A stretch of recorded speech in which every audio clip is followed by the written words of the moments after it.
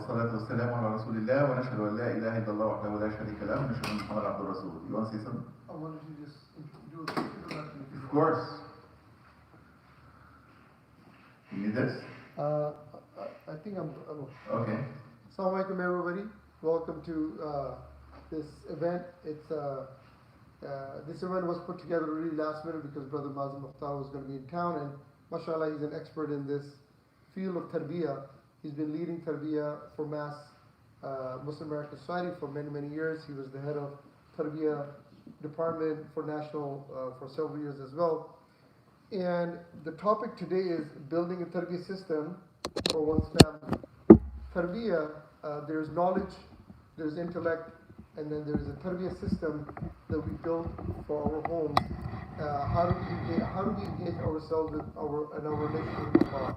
How do we engage with our spouses and our children to connect them with Allah, the oneness of Allah and the love of Allah, and then build a cohesive system that embodies the values that our beloved Prophet ﷺ put out to us, inshallah. Brother Mazen is going to go through some practical steps and the significance of it. That's the purpose. And then majority of the program is really going to be a dialogue with all of us, inshallah. So we can learn from each other, listen to some examples, and benefit from it, inshallah. Jazakallah khair. I'm very honored to be here among you here today. And it's definitely a pleasure to do a program like this. All of us deal with the concept of developing ourselves and developing as a group of people. So the structure today is I'm going to begin by talking about what we mean by Tarbiya. And it's not simply the definition, but actually the heart of it. What do we actually want to achieve with Tarbiya? That's how I'm going to start. Then I'm going to move on to the 4 main pillars of a successful Tarbiya system, so that all of us can benefit from it. And then I'm going to conclude in the end with certain conclusions and dealing with things when they don't go right. And they don't go right very often. So this is really the main 3 components. And then after that, it's going to be open for discussion. And the idea here is for us as a group to benefit from each other. Because I don't have the universal experience, and you don't have the universal experience. But your experience plus my experience together is something that is of great value. Every matter that is worthwhile, every matter that is of value deserves thought, planning, and systematic pursuit, if it's of value. If it's not thoughtful, it's not likely to be successful. And if there is no planning involved, it's not likely to be successful.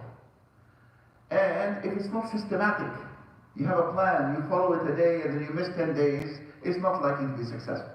But if you think about it and you plan it, and you are systematic in executing it, then you are greatly increasing the chance that you will be successful in this endeavor.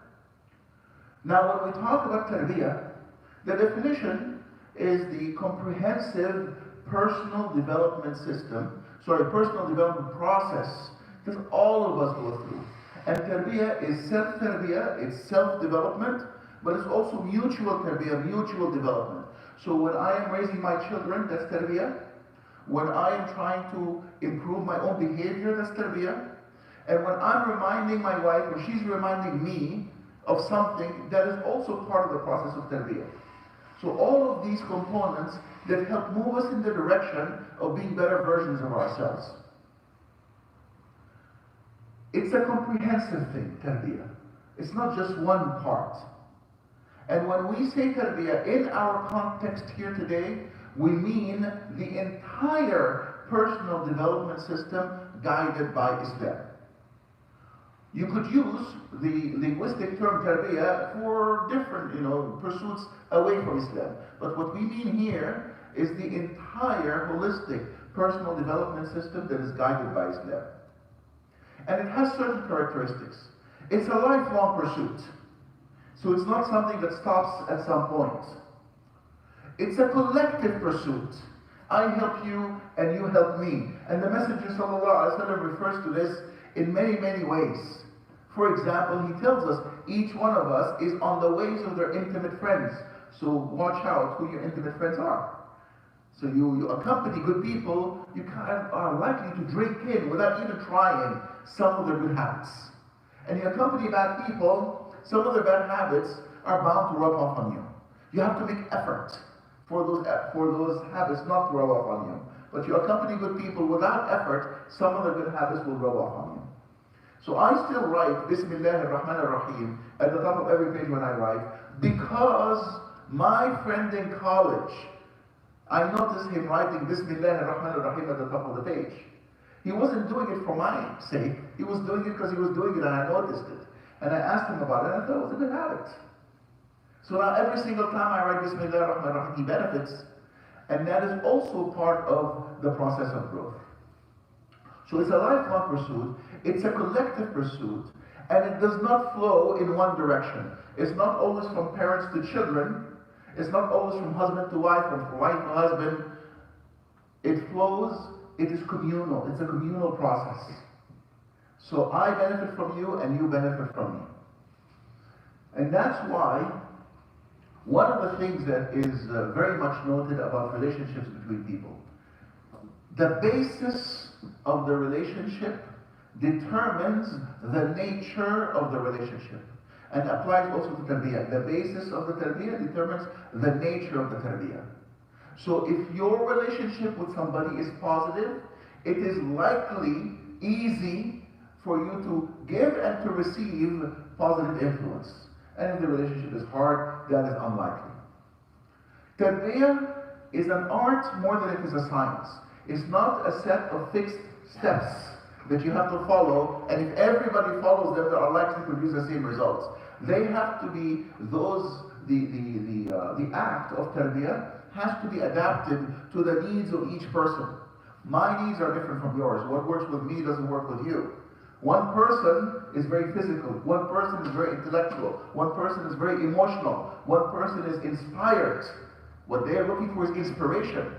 One person, what they're looking for is stimulation. See, different things.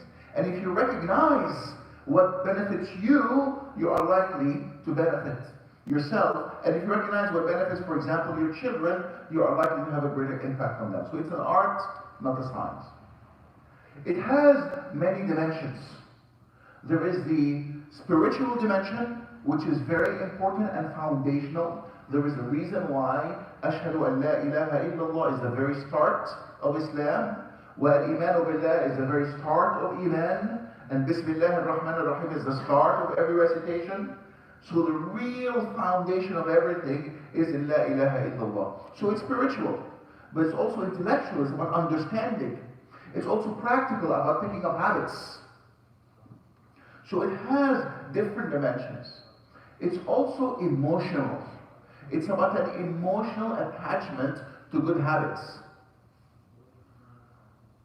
When we're talking about Tarbiya, we are talking, among other things, but very basically about behavior change or behavior development. Now, if I want to change somebody's behavior and I address behavior directly, it's possible to change somebody's behavior directly. You tell your kid, don't do this or do that, and they do it. But it doesn't last. It lasts as long as the command. So direct behavior change is possible, relatively easy, and not lasting. Harder than changes behavior is changing ideas. You teach somebody something, and they understand why, and now the behavior change is more lasting. It's a harder process, right? To explain to somebody and to convince them and to change their mind.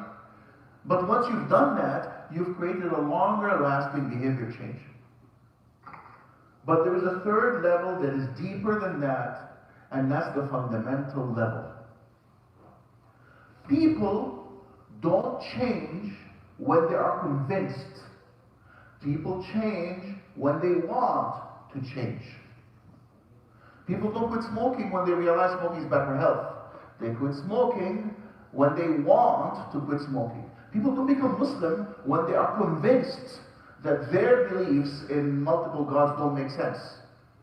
They become Muslim when they want to become Muslim, which means that changing a person's fundamental values and desires is the ultimate way to create long-term, lifelong change.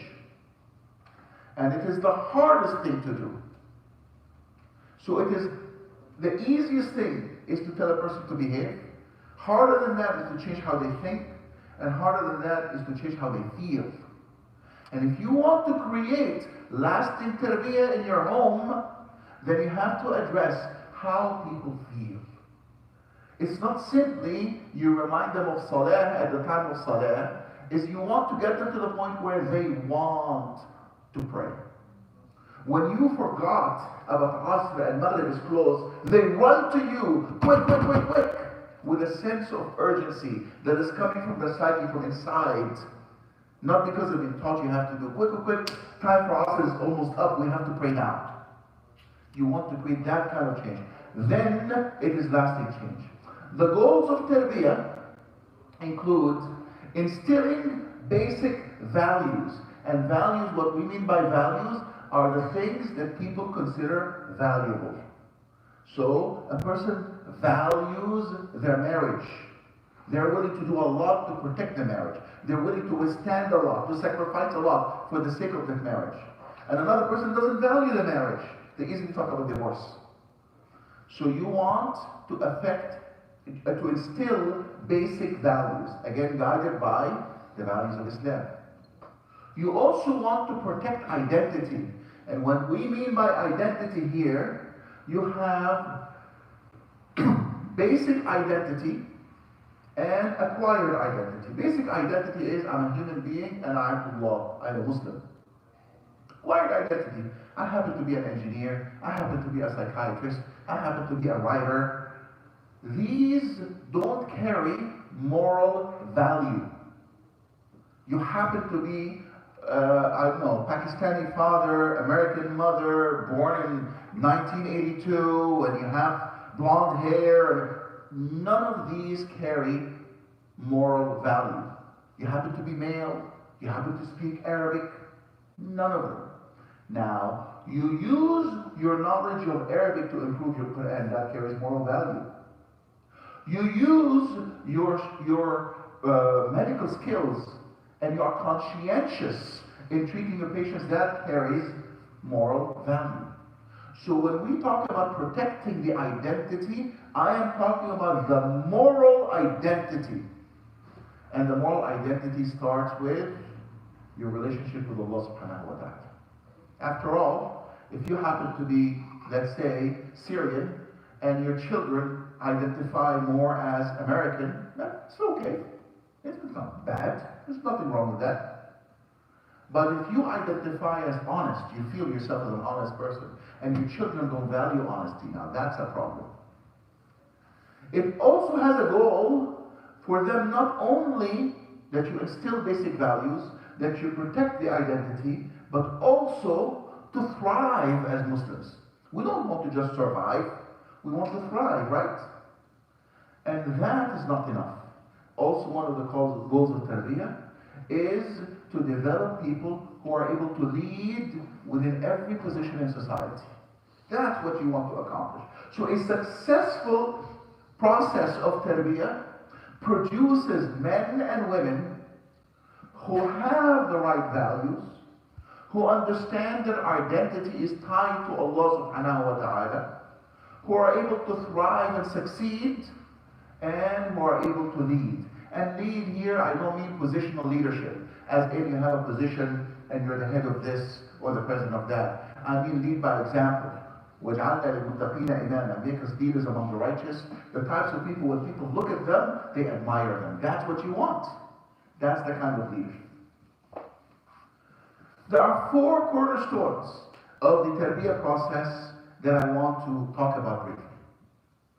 They are love, immersion, structure, and grace. Just to put them in a way that's easy to remember. The first one, love. It is to create we're talking about within a family here, right? Positive. within a family, it is to create a positive family dynamic. A positive family dynamic is the kind of family dynamic where every member of the family feels valued. They feel that if they do something good, it is appreciated. If they do something bad, the process exists not to somehow take revenge on them, but to help them get better. Even the punishment, it is to help them get better. They appreciate that. They understand it. The younger they are, the less they appreciate. The older they are, the more they do. So sometimes when the parents are really very strict on the children when they're young, but too strict, that stays with the children when they're much older. But when they are consistent, they're not too strict, but they're not too loose, the children learn later on to appreciate, my parents raised me well. So you create a positive family environment. And it's not simply from parents to children, spouse to spouse. When you have a positive relationship with somebody, it is easier to impart and to share values. When the relationship is troubled, it's harder. When the relationship is really troubled, actually, whatever it is you stand for, the other person runs away from. So the first part is to create a positive family dynamic. And to realize that a positive family dynamic takes work. It doesn't happen. The idea of falling in love and out of love is just nonsense. You do fall into something and out of something, just not love. Infatuation, attraction, yes, you fall into that and out of that. So that's real. The feelings are real. The nonsense part is calling it love.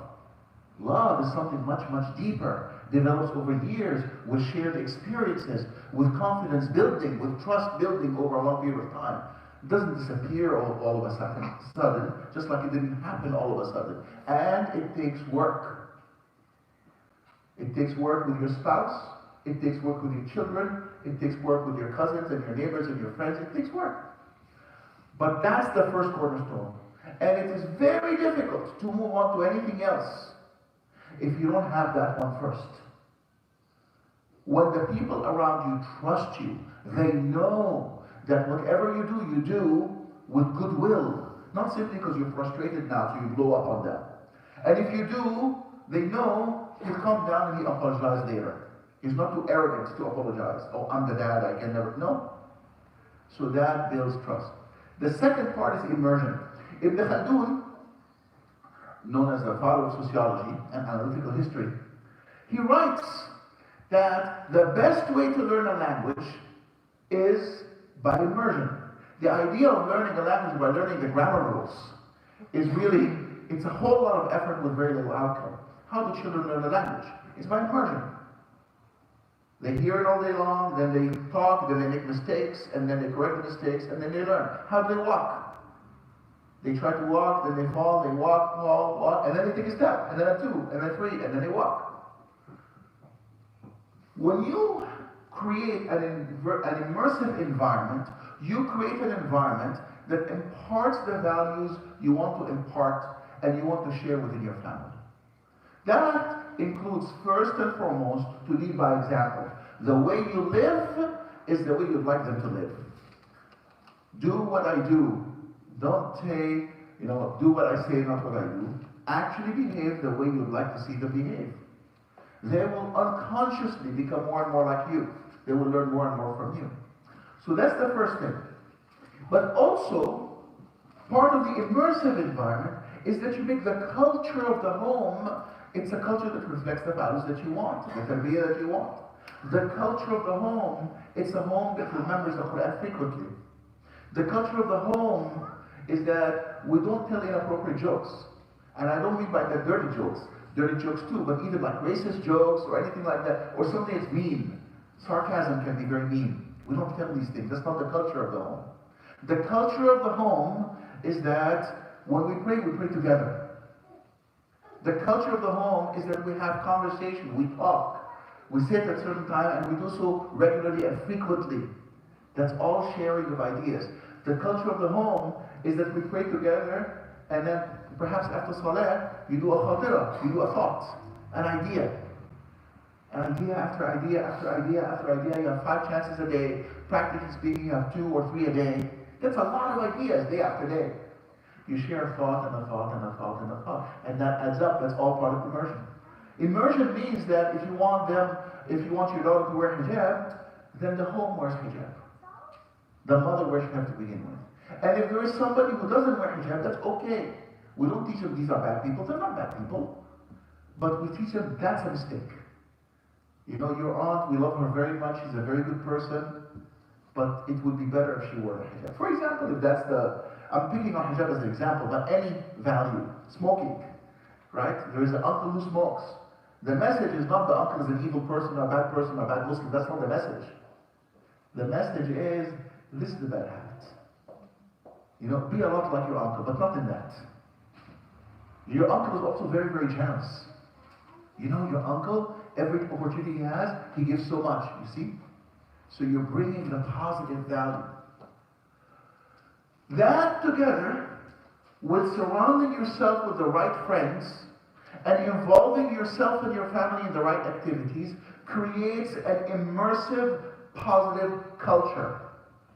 A culture that naturally moves them toward the values you want to instill. That's Tarbiya.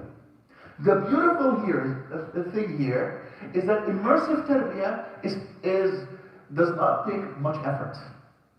This is the part that slides in. So what? You have a lot of people who they're born in the United States, they speak an English accent. How they speak an English accent? They've heard people speak English. And, English accents from Britain, right? And they imitate. They don't go to school to learn how to pronounce every word, unless you're an actor who has to get it right. They imitate. Your children grow up. Time for Salah, everybody prays.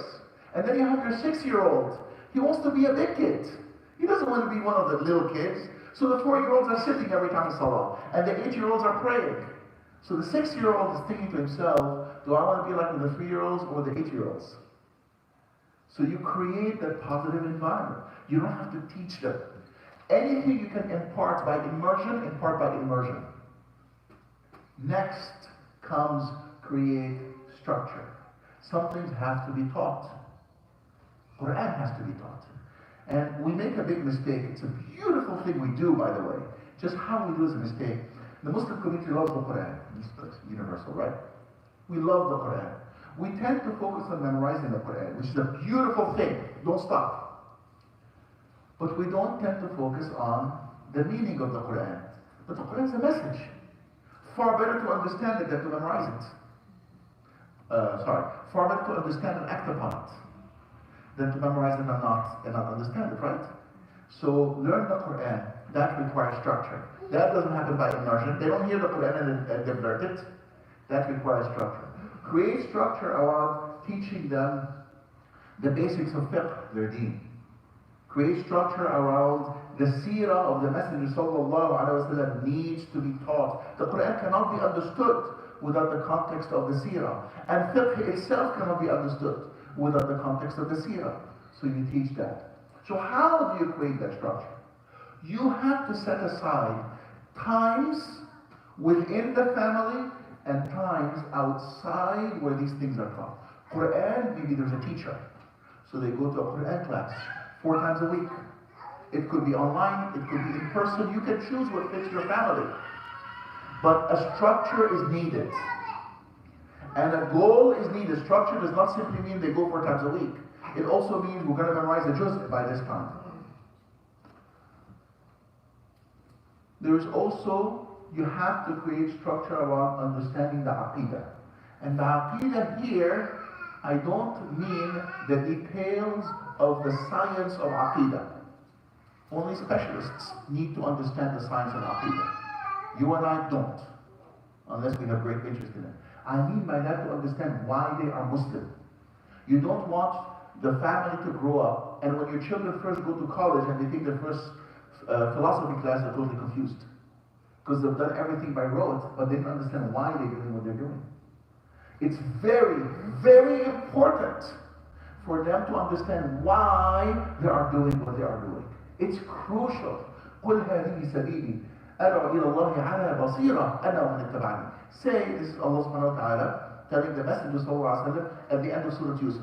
He says, say, this is my way.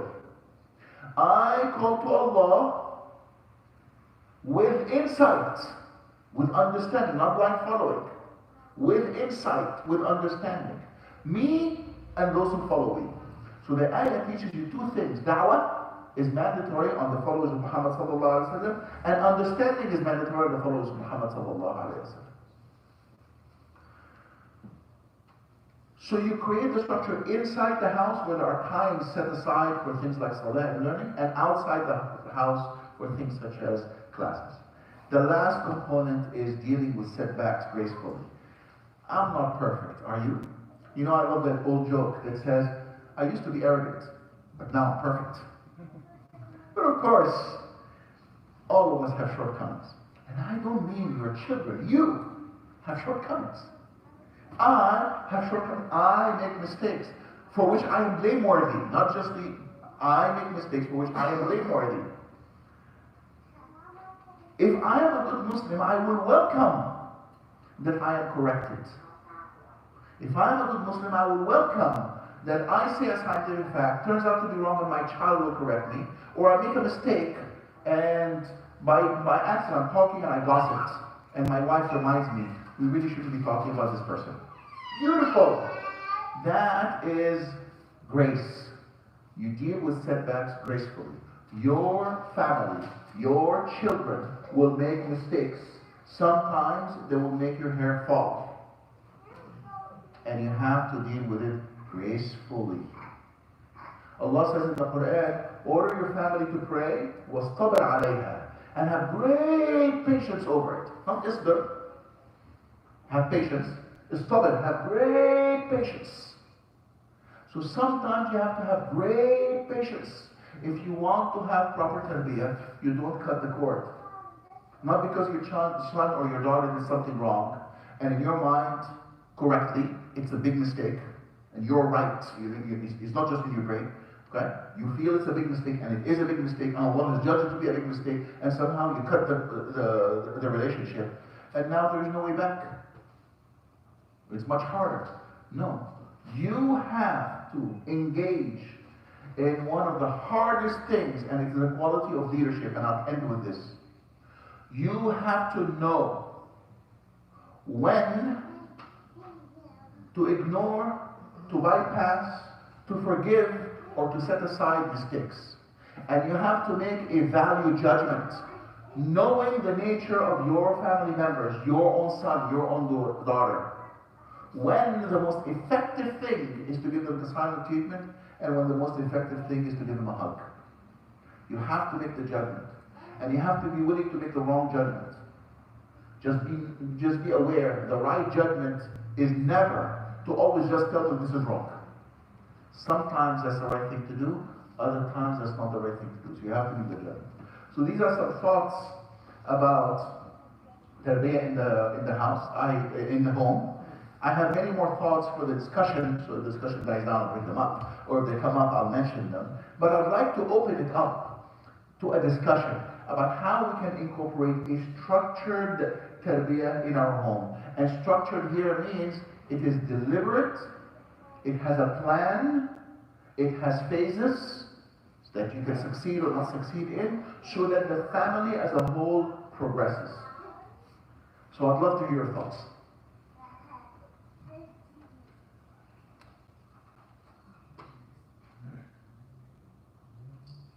I have a quick comment. Jazakallah khair, brother. Yeah. We'd love to have you back for each one of the segments. Now has a separate workshop. Immersion has a separate workshop. Each one of those 4 points that you shared. I'm very, very happy to do that. But at the same time, let's cover as much as possible today. Inshallah. So, I have a question. Yes. Where do you start? Lead with love. This is very, very important, by the way. This is not... Okay, so this is not lovey-dovey, let's be nice and let's love each other. This is strategic. Okay? When I say strategic, I don't mean it's not genuine. The love has to be genuine. So I'm not saying fake it. I am saying no, genuinely lead with love. You want to establish a type of relationship that makes your family members willing to listen to you, willing to be inspired by you, and willing to lend you respect. You get it by 2 forms of confidence. Moral confidence, they are confident that you are doing the right thing. And that happens by you not being self-centered or self-focused. You're not self-interested. You're not doing what you're doing because this is convenient for you. You're doing what you do. They have to realize over a long period of time, generally, you're doing what you're doing because it's a benefit to them. That is moral confidence. The second thing is factual confidence. They have to be confident that what you're saying because you know what you're talking about. And that involves a lot of saying, I don't know. It's a beautiful thing to say, I don't know, by the way. I don't know, I'm not sure, let me look it up. When people know that when they hear a fact from you, it is more reliable than reading it in the book, then you have earned such high trust that now in their mind you are speaking with authority. The more confident they are in what you are saying, the more authority you carry with them. But that will happen when you are not self-centered, self-interested, when genuinely you are there for them. You send them to the school that's best for them. You buy them or recommend the book that's best for them. And you do things inconvenient for yourself because it is better for them. Biggest mistake it's an exaggeration. One of the very common mistakes, and definitely one of the biggest mistakes many parents make, is to think that money is a substitute for time. No. Your time is valuable, and there is no amount of money to substitute for that time. It doesn't mean every single day, no matter what happens. No, there are some times when you're traveling, sometimes when you're busy. But generally, they take a priority in your life. That's all leading with love. And what that gets you to, in the end, is the ability to influence them positively and bring them closer to Allah subhanahu wa ta'ala. And by the way, as you're doing this, you bring yourself closer to Allah subhanahu wa ta'ala.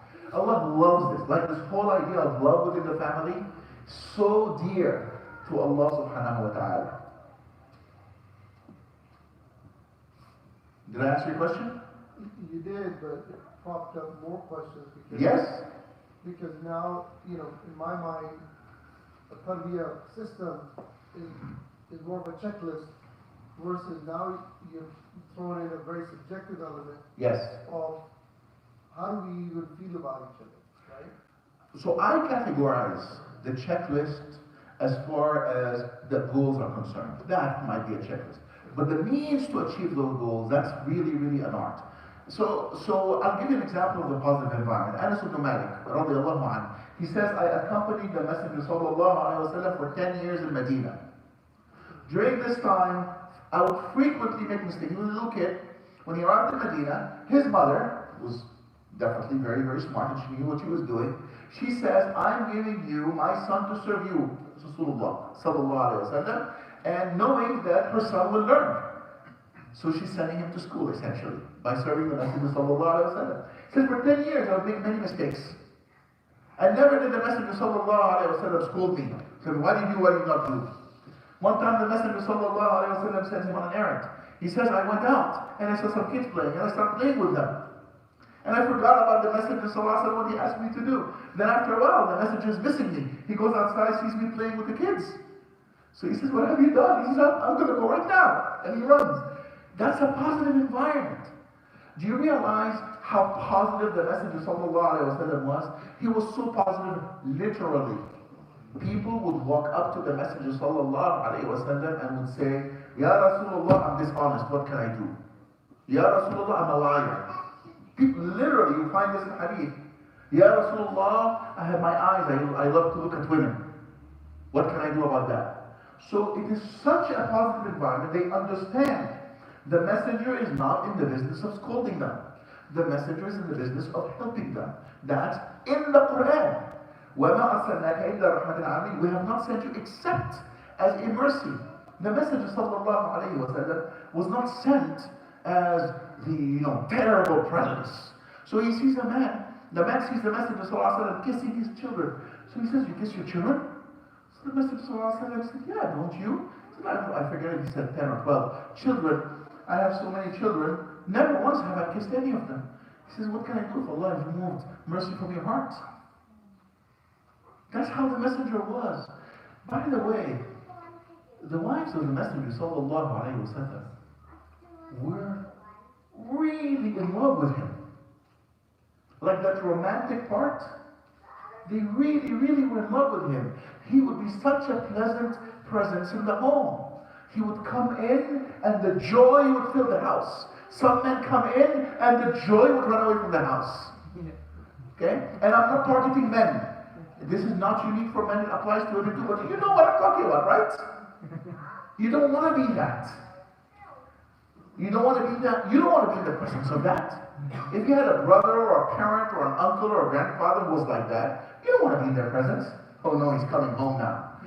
You know, mothers would tell the children, quick, quick, quick, hide. Your father's going to come. And when he comes, he's going to... You know what they're doing? They're teaching the children to fear the father rather than to love the father. Lead with love. Your presence should be so pleasant. They are looking forward to it. They are looking forward to you correcting them because you do it so nicely and so positively. And you only take a strong stance when a limit has been crossed. Then you take a strong stance, which at the moment will make them upset.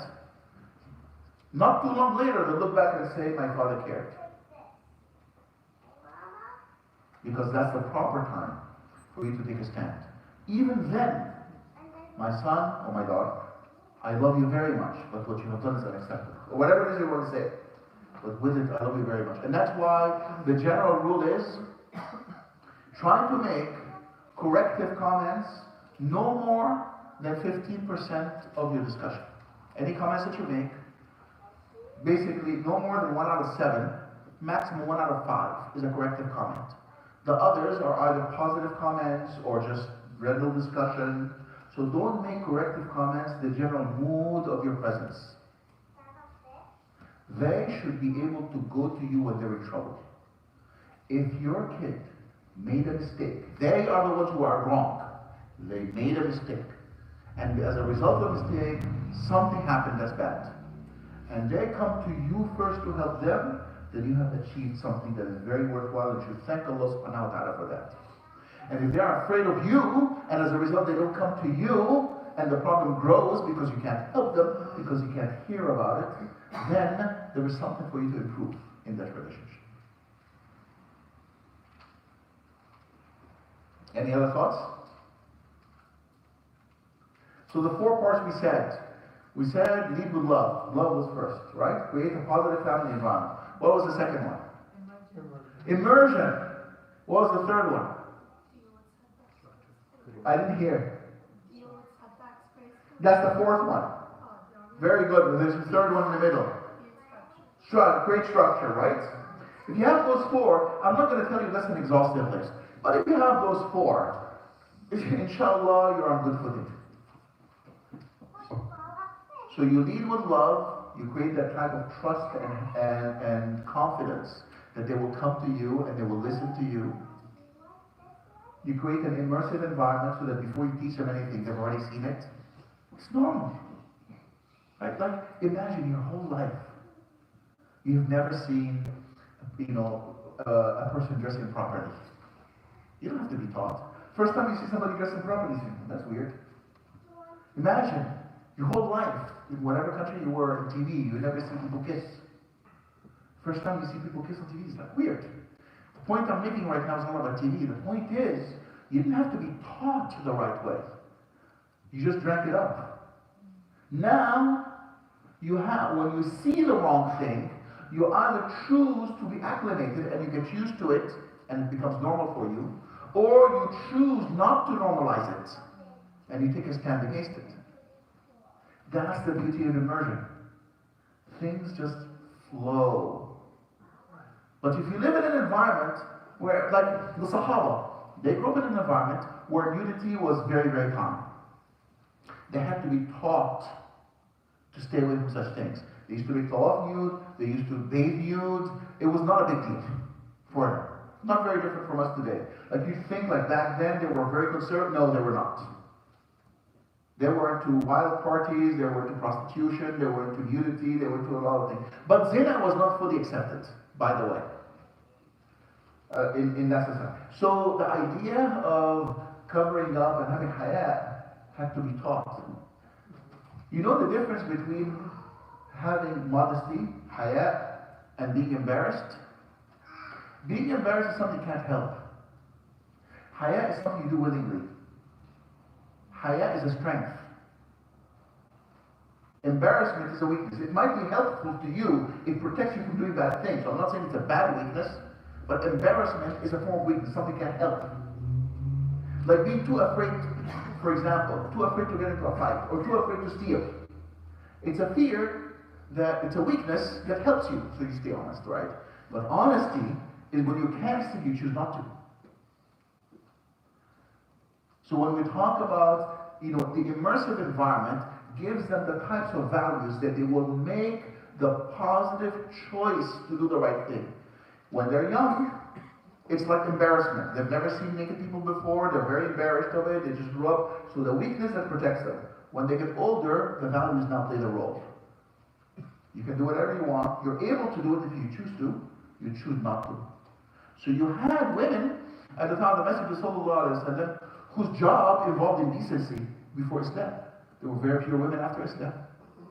You had men before Islam, they were heavy drinkers. After Islam, they wouldn't touch it. That's the transformation that Islam made in them. So these were the 4 parts. If all you remember are those 4 parts, and you use your own imagination to remember those 4 parts, by the way, they're ordered. It's in that order. So you create the love environment first, then the immersion, which is you lead by example, you create the environment that is positive for them, you surround them with the right friends, and then after that you create the structure, that's teaching directly. Then after that you deal with failures or mistakes, highlighting the ability, as long as you're still alive, to repent for whatever mistake it is. Including that kid who decided not to be Muslim for 5 years, no problem. I mean, it was a problem for 5 years, but you repent, no problem. Because one of them became the one who repents from the sins, but he has no sin. Right? So you always create that path back. Yes, sister. So how do you determine, different kids have different temperaments and Yes. So how do you determine what technique or formula to use on the different temperaments? So when I was saying earlier, it's an art rather than science, I'm referring very specifically to the fact that there isn't one formula that works. So your question incorporates that, exactly that, well, which formula works for which kid? That itself is something, they don't fall into 6 categories. They fall into as many categories as there are kids. So you have the easy one and the difficult one, but the easy one is not one kind. The difficult one is not one kind. So you have the one who's shut in, doesn't like to talk. The one who likes to talk all the time, happy all the time, but irresponsible. And then you have the one who's highly responsible, but always highly stressed. So it's not one formula. You have to look at what are the basic things that are helping your child, your spouse, your brother, your sister. What are the personality aspects that are helpful? And what are the personality aspects that are not helpful? And you deal with them one by one.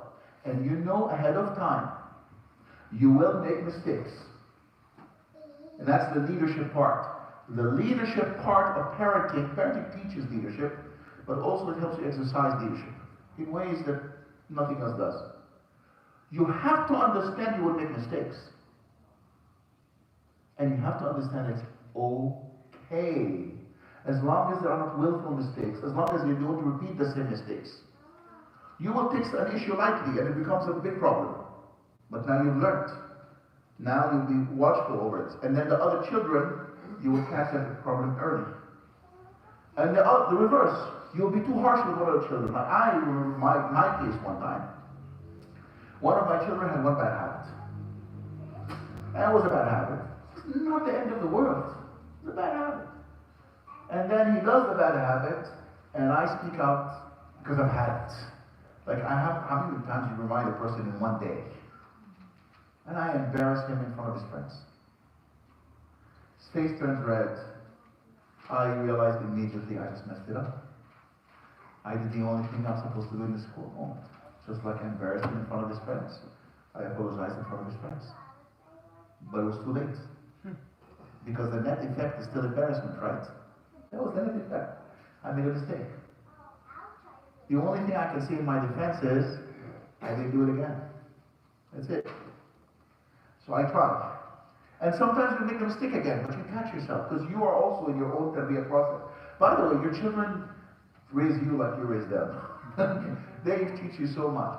So you have to know you will make judgment calls.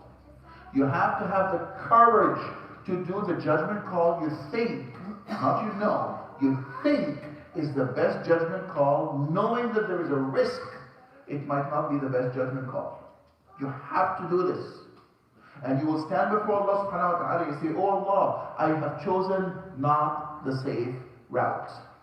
The safe route of not saying anything, not doing anything, or just like sticking to doesn't work. It's not what the messengers did. It's not what the Sahaba did. It's not what good people did. So take that responsibility and forgive yourself if you make a mistake, as long as it's not a willful mistake.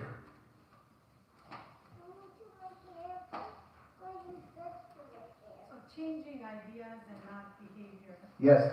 How can you give some more concrete? Yeah, so changing ideas, so we're talking about changing behavior, changing ideas, and then also changing inclinations, right? So let's give an example to all three. Changing behavior is very simple. Do this, don't do that. Changing ideas is having a conversation. Having a conversation about why we should do something. Some things are very obvious, so I'm going to take an easy example here. Okay? The why of alcohol. This is an easy one. You live in a society where approximately 10% of the population has a problem with alcohol, and half of those are alcoholic. Okay? 1 out of 20 people, depending how you count, like depending on the borough of alcoholic, but somewhere in that range. Right? Means nearly every American has a first-degree relationship with somebody who's suffering because of alcohol. It's obvious. So this is an easy conversation to have.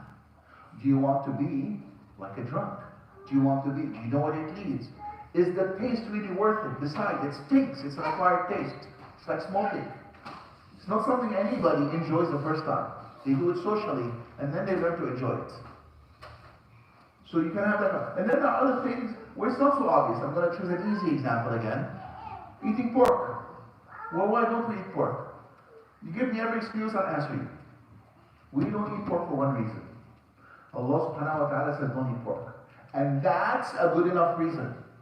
So in the case of alcohol, I'll have the conversation about the effects of alcohol and the harm that it causes and all of these things, including short-term, including long-term harm. When it comes to pork, I'm going to use the opportunity to make a point for Allah to say, don't do is enough. So the example I gave to my kids is, for whatever reason, and Allah is all wise, I don't know the reason, Allah has chosen the worst meat. And He says, you can eat any kind of meat, just not that. And if you go gravitate towards that, and it's like the easiest of tests. This is like the easiest thing to stay away from, right? So Allah has given you free hasanat, because you know the rule in Islam. Anytime there is something haram, and you do it, you get sayyat for it, automatically, if you don't do it, if you stay away from it, you get hasanat. It's free hasanat. So you can have that conversation. So now the kid knows there are some things that have a reason, such as staying away from alcohol. And some things, the reason is Allah says don't do. That's a good enough reason. Like why is Maghrib 3 rak'at? Wallahi, for the life of me, I cannot think of a reason why specifically Maghrib is 3, not 2, not 4. And had Allah made it 4, like nobody would think twice about it. But we do it the way Allah subhanahu wa ta'ala said. So that principle of obeying Allah is preserved, but also the principle that Allah's guidance reflects wisdom is preserved. So that conversation is important. That conversation is most important when it comes to Aqidah. Forget this whole thing of, somebody, one of your children asks, well, if Allah created everything, who created Allah? She said, oh, shut up, don't ask these questions. Why don't ask these questions? Allah asked the question in the Quran. Allah invites you in the Quran to ask this question. Allah in the Quran brings up the idea of multiple gods. You know, if there were multiple gods, they would dispute. Some would be over others, right? If you have two gods, let's call them God A and God B, right? If A is above B, then B is not God. And if A is not above B, then A is not God. So you can have that thought. It's very important. Because you know what the other perspective is? Oh, it is so beautiful. There are many ways to gods. That's the other perspective. So you use the logic. That you have to explain to them why decisions we make. But more important than the intellectual, the deepest one is you get to the core, personal inclinations. So it's not enough for them to ideologically understand that alcohol is harmful. You want to create this thing inside them that they want to stay away from it. So I grew up, I never drank alcohol. To be very precise, when I was a little kid, somebody gave me alcohol once, and I drank, just to be 100% precise. But other than the fact that when I was a little kid, like 6 years old or 5 years old, somebody gave me alcohol, except for that, I never drank alcohol in my life. It smells bad. I'm not in any way inclined to drink alcohol. So,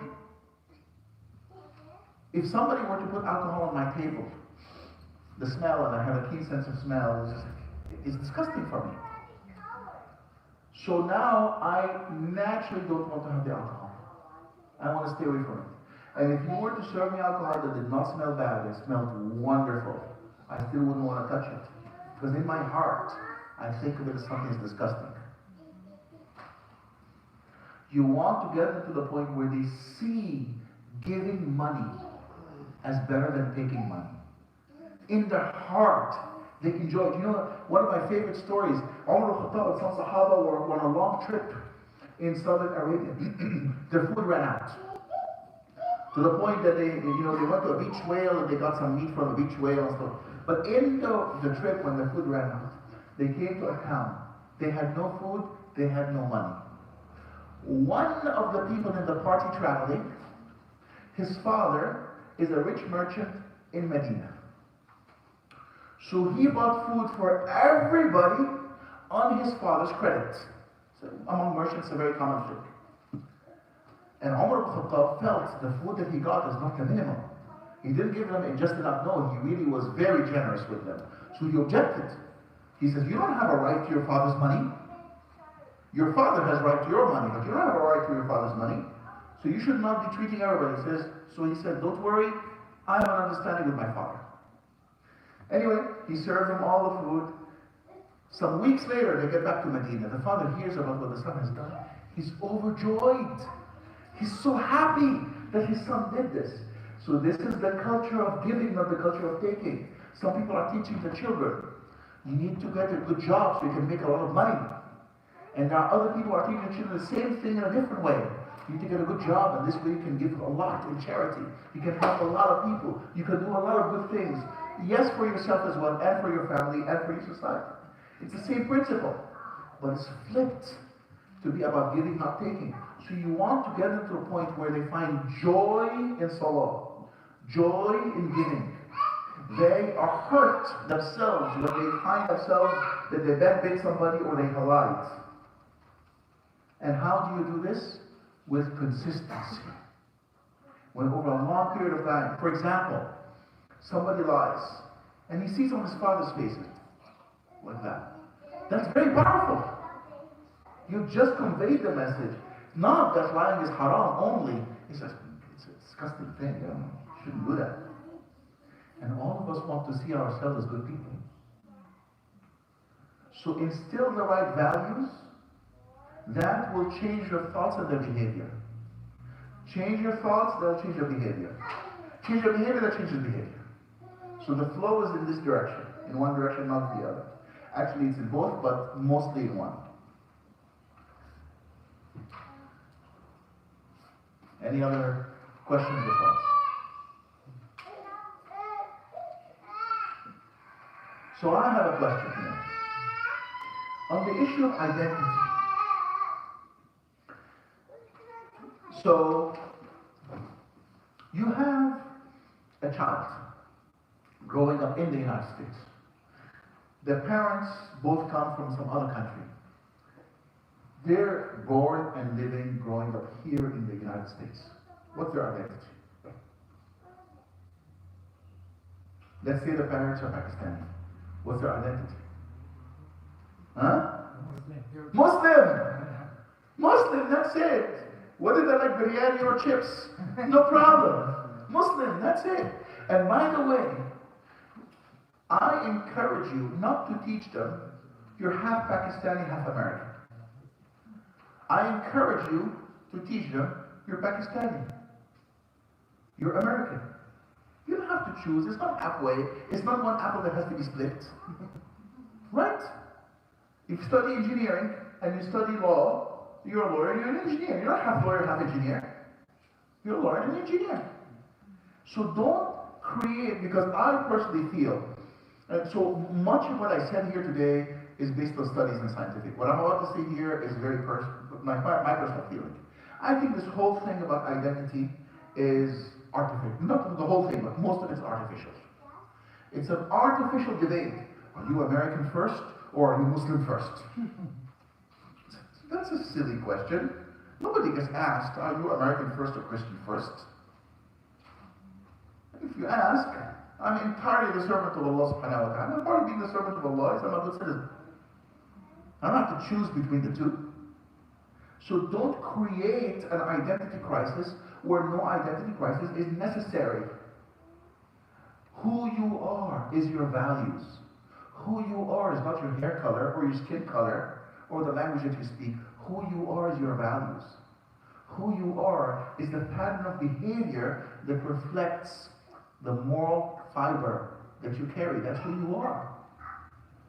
All the other stuff, it doesn't matter at all. And by the way, people think, for example, they'll say, well, we need to be fully integrated, which I would agree with, but not necessarily the way people mean it.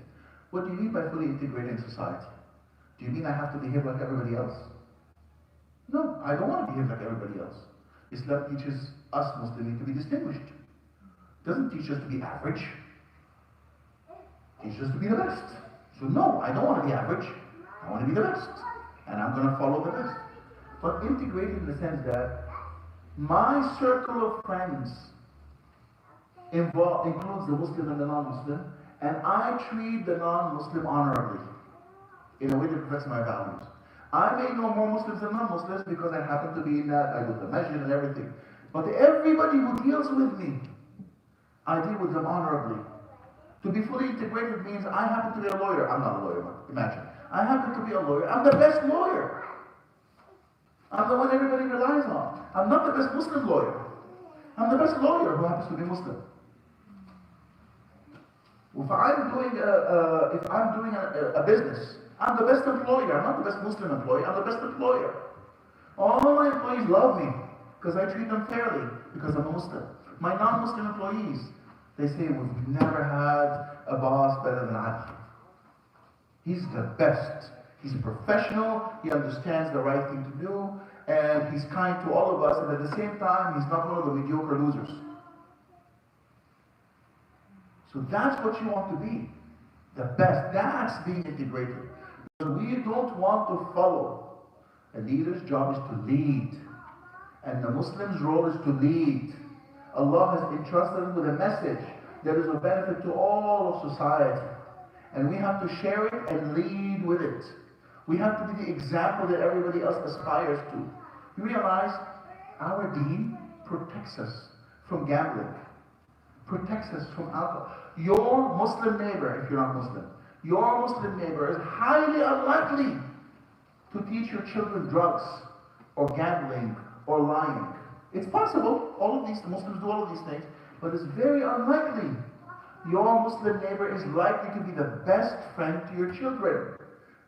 The ones that if you had to pick, the pick of the pick, it would be your Muslim neighbor. That's being well integrated into society. Not trying to be like everybody else or talk like everybody else, but changing our names to fit. Norma Schwarzkopf.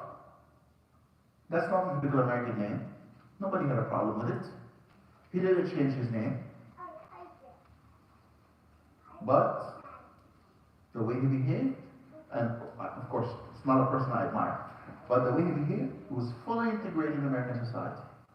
His religion was not an issue. His origins were not, European origins were not an issue. Fully integrated in society. So in that way, Norman Schwarzkopf was very successful.